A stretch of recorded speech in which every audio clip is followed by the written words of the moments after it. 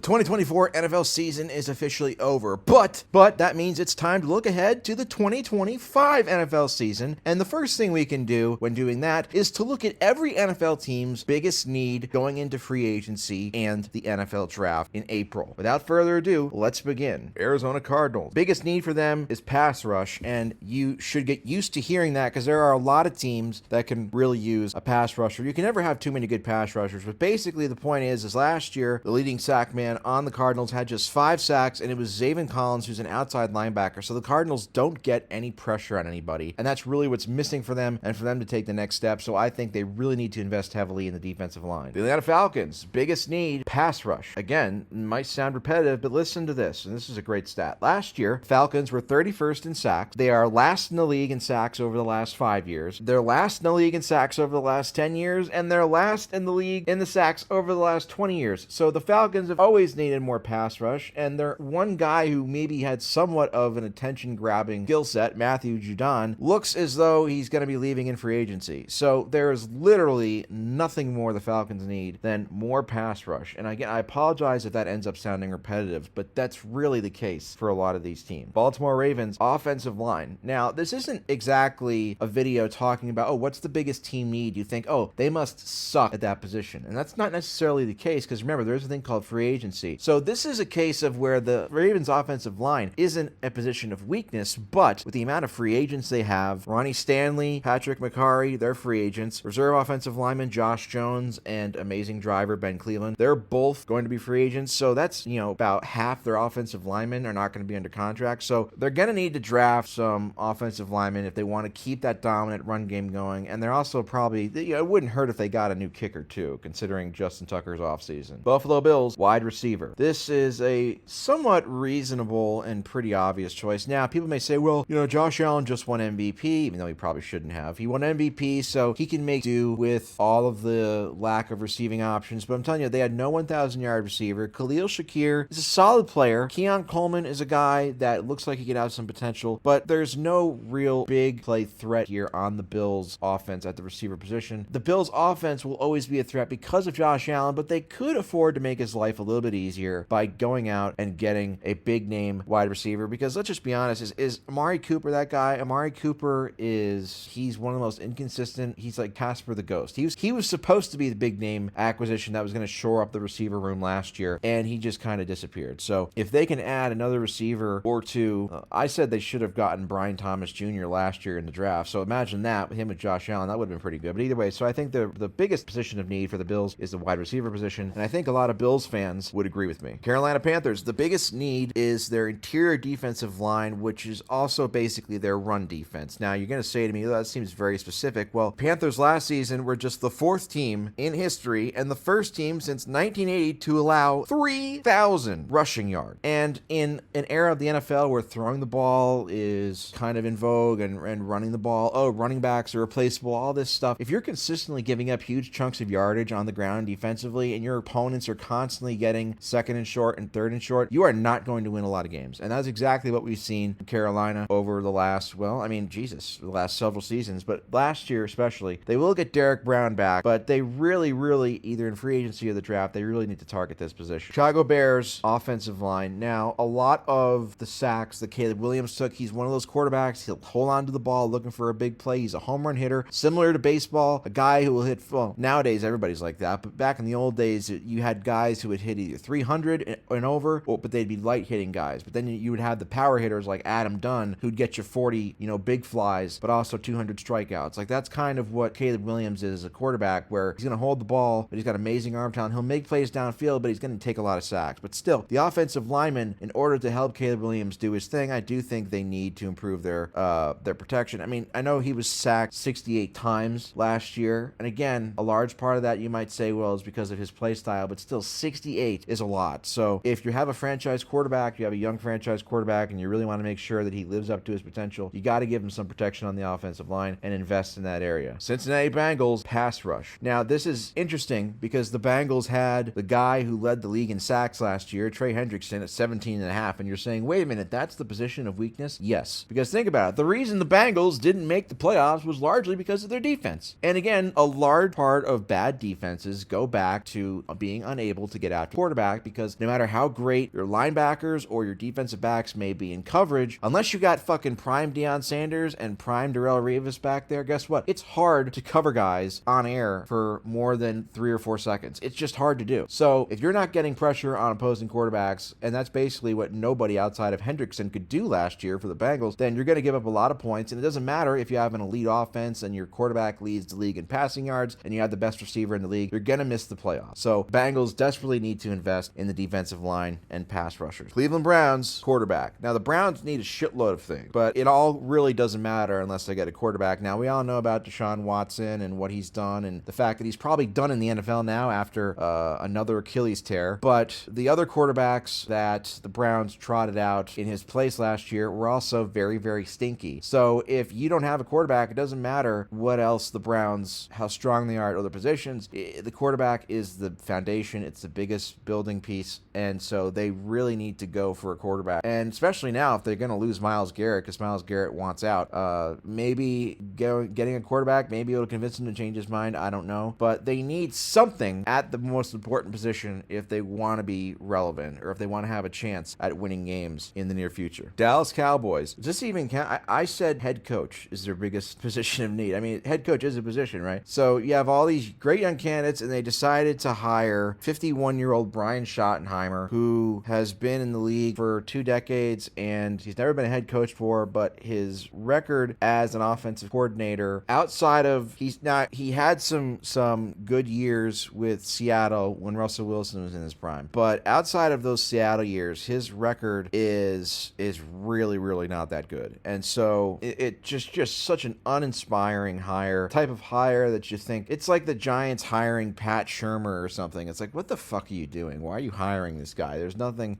I'll gladly eat my words. Well, actually, no, I wouldn't, because I hate the Cowboys, so I hope this hire fails. But if he ends up becoming a good head coach, and the Cowboys do have some talent, again, they won 12 games 3 straight years under McCarthy, then I guess I'll just have to admit to being wrong. But I think this is a terrible hire, and I think it really all starts with the head coach. And I think that the Cowboys are still going to be nothing to worry about as long as they got Brian 2 runs and pass on 3rd down Schottenheimer in charge. Denver Broncos, the biggest need is tight end. Now, they had a choice last year. They could have gone for Brock Bowers, but they decided to go for Bo Nix instead. And, it's hard to say they made the wrong decision. They didn't make the wrong decision, even though Brock Bowers was an all-pro. Bo Nix looks like he's going to be a very solid quarterback for years to come, even though he's already 35. The thing is that the reason I chose tight end here is because the leading tight end on the Broncos last year was Adam Troutman. He had 188 yards receiving. That's it. The top 6 receivers on the Broncos last year in terms of receiving yards were either wide receivers or running backs. So they have no tight end game, and you just have a feeling that Sean Payton and those guys are going to want to have to add a tight end, a dynamic tight end, to really take that offense and Bo Nix production to the next level. So tight end is their biggest position of need to me. Detroit Lions, pass rush again, and we all know Aiden Hutchinson is elite when he's healthy, but guess what? He got hurt last year, and the Lions could seemingly stop nobody. They couldn't stop anybody, and that was the biggest weakness for them going into the playoffs, and it also happened to be a big reason why they got upset at home. Now, I know Jared Goff played like shit, but still, the Lions defense was a massive liability last year, despite their team record and their great offensive production. So they need as much, again, like I said, you can never have too many good pass rushers. So the Lions need to get some more pass rush in there. And also, it would help make Aiden Hutchinson's life easier once he comes back, if you give him another player that's actually good. Green Bay, biggest need, surprise, surprise, pass rush. Green Bay was a team that their best pass rusher is Rashawn Gary, 7.5 sacks. They've invested in this position, the defensive line, that is, trying to get pressure. Devontae Wyatt is okay, but he had 5 sacks. Lucas Van Ness was a miss, or looks to be a miss. So they've really gone, they've known that this is a position of need for them. But hey, you look at the news, and Myles Garrett is demanding a trade, and you hear all the time about their GM Brian Gutekunst, however the fuck you say his last name. Get a normal last name, for Christ's sake. They might be the biggest suitor for Myles Garrett. Who knows? Either them or the Eagles. So really, the Packers need a dominant pass rusher. Rashawn Gary is okay, but outside of him, they don't really have anything. Houston Houston Texans' biggest need is offensive line. So they've won the division 2 years in a row. They've won a playoff game 2 years in a row. But CJ Stroud got sacked 52 times last year in the regular season and 11 times in just 2 playoff games. Now, I fully admit I'm always a little bit wary of these types of stats because quarterbacks, in my opinion, are usually more responsible for sacks than offensive linemen are. And so sacks are a quarterback stat. However, I don't think, again, you can never have too many good pass rushers and you can never have too many good offensive line. So I think, again, if you have a young franchise quarterback the way the Houston Texans do, I think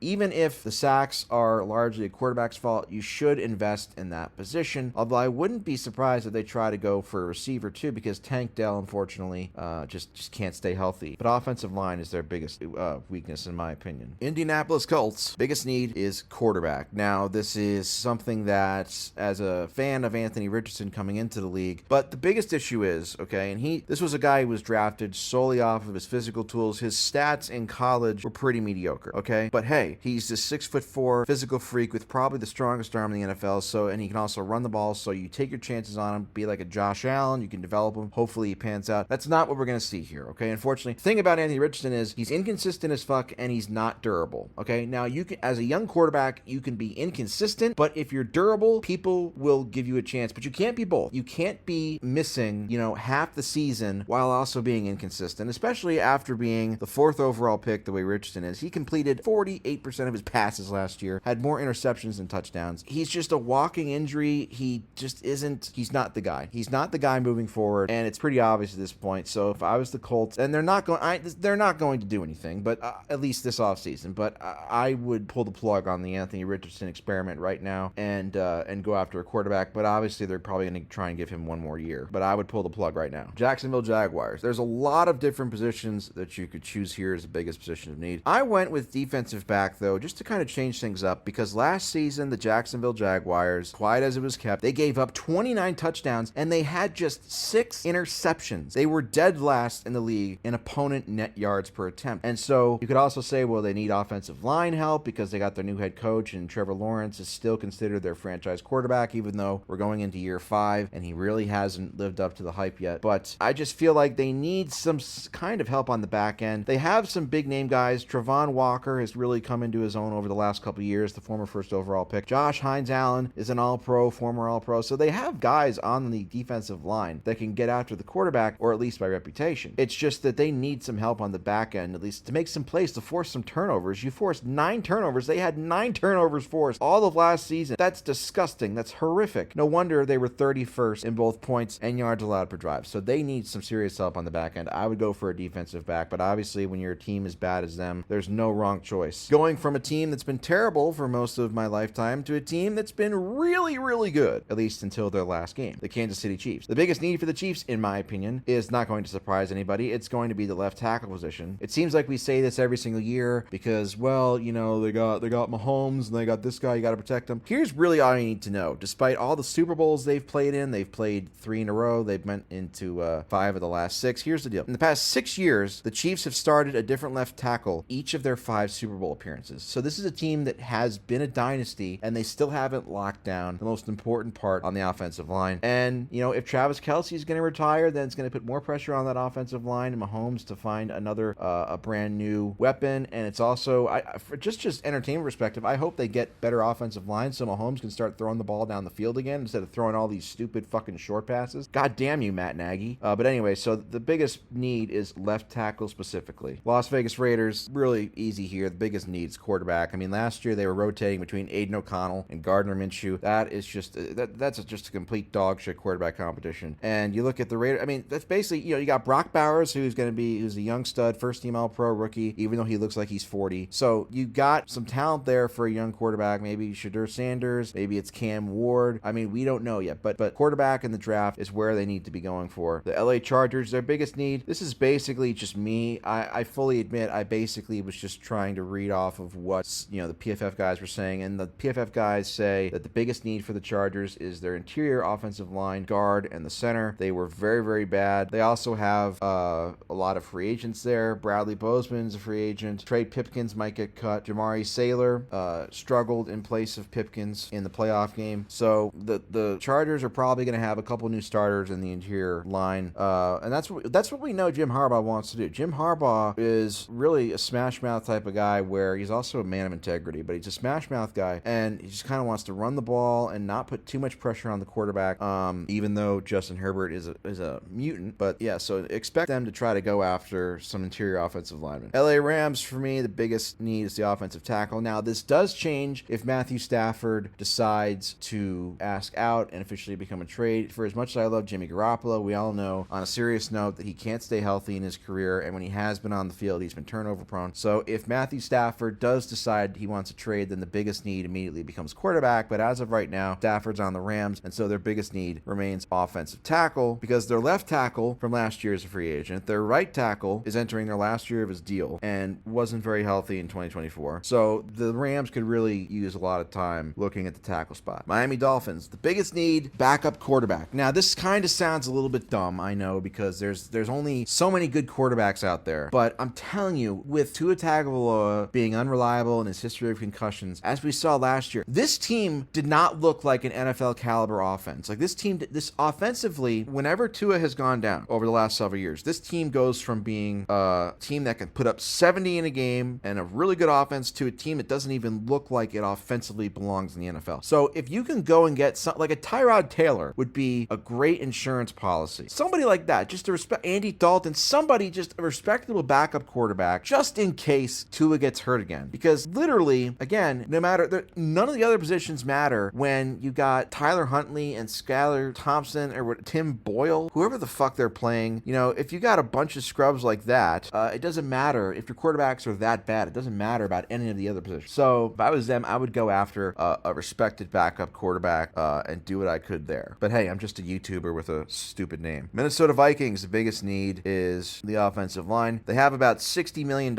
in cap space and a first-round pick, so they're probably going to use it on their offensive line. Let's see, Garrett Bradbury, I'm looking through the cap situation now. Their center, Garrett Bradbury, final year of his contract. Just their whole Christian Darrisaw is obviously good, but their whole offensive line there, just a bunch of musical chairs and substitutions, and especially if you're going to bring in J.J. McCarthy, who looks like he weighs 150 pounds, and you want him to be durable because you invested a first-round pick in him, you got to get this shored up, offensive line. Once again, New England Patriots, biggest need, offensive line once again. And you'll notice a pattern. A lot of the times when I say offensive line, it's teams that have young, particularly, young franchise quarterbacks they just invested a lot into with draft picks and draft position. And the Patriots are no different with Drake May, who did show some flashes last year, had some nice throws, but also had rookie struggles and stuff. But he did show enough, in my opinion, just from watching him, that he does have the ability, if he's able to stay upright and stay healthy, that he could be a good quarterback. So obviously, if you're the Patriots, you want to invest in the offensive line there, and that's the most just immediate important position. New Orleans Saints, position of need is wide receiver, and I say this because the top three leading receivers on the Saints last season were a tight end, a running back, and another tight end. Their leading wide receiver last year, Chris Olave, hurt, but he still had just 400 yards. They don't really have a main guy. Like, Olave is okay. They went after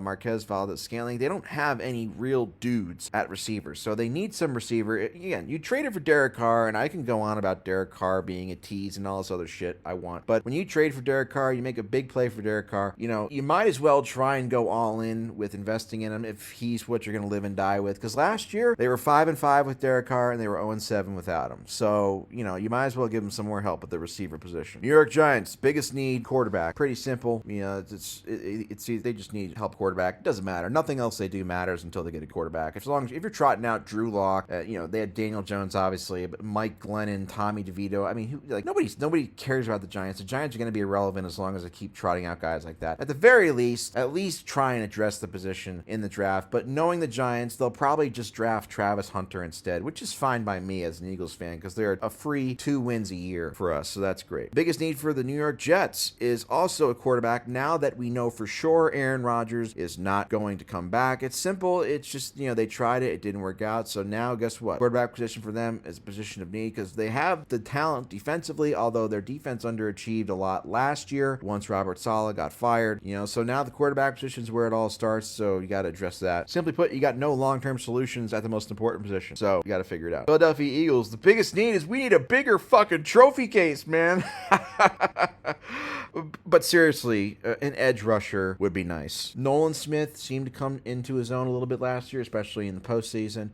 The biggest name that's going to hit free agency is Zach Bond, who came out of nowhere. Josh Sweat is another guy, but they just could use another edge rusher. And oh wow, wouldn't you know it, Myles Garrett is demanding a trade. If the Eagles get Myles Garrett in addition to their current defensive line, oh my God, I'll need to change my underwear. Pittsburgh Steelers, their biggest need is quarterback. Now, I was going to say, I came very close to saying their biggest need is a head coach change, but I let it slide. So I'm going to say quarterback because you got Russell Wilson, who didn't play terrible last year for the Steelers, but you got Justin Fields. But it's kind of like, what do the Steelers want to do? Do they want to go all out? Do they want to really try and reset at that position? Or are they okay with just merely being good or respectable? The end of the year, the offense really struggled. They scored just 14 points in their last 5 games, the 5-game losing streak. So they're either going to re-sign Wilson or Fields. Personally, I would just go with Wilson again because he's proven to be capable of having good stretches of play, more so than Fields, in my opinion, even though Fields is a more physically gifted quarterback. But I do think you're going to see the Steelers definitely try to go after a first-round quarterback in 2026. San Francisco 49ers. The biggest need for them is a bigger infirmary because, Jesus Christ, so many of their players got hurt. But seriously, for me, their biggest thing is interior defensive line, defensive tackles. The 49ers allowed 24 rushing touchdowns last season, which it was not very good. It was the 3rd worst amount in the league. So these are guys that they are able to give up a lot of rushing yards, especially towards the end of the season. But there is some reason to be optimistic because the upcoming draft is deep at the defensive tackle position. So I fully expect the 49ers to take 1 or 2 guys there. Seahawks, the biggest need for them.